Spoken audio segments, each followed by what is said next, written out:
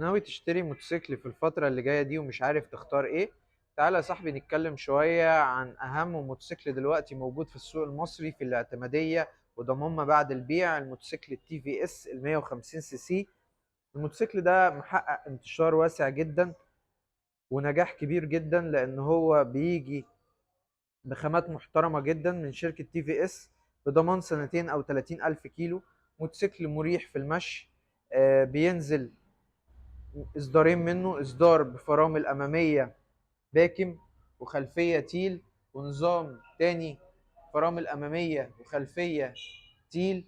الموتوسيكل ده بيجي باضاءات هالوجين وعداد انالوج.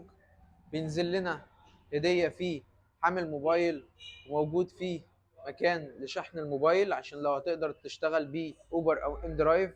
الموتوسيكل ده مميز جدا في استهلاكه للبنزين، بيستهلك حوالي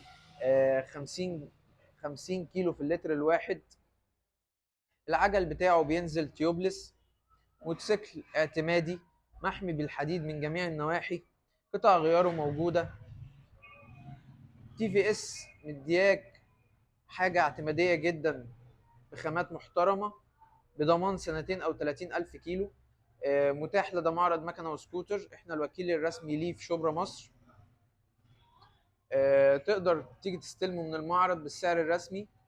متاح قسط. كل اللي بحتاجه منك لو عايزه قسط، بحتاج البطاقة بس تكون مكتوب فيها الوظيفة. لو عجبك الفيديو اعمل اشتراك في القناة واعمل لي متابعة.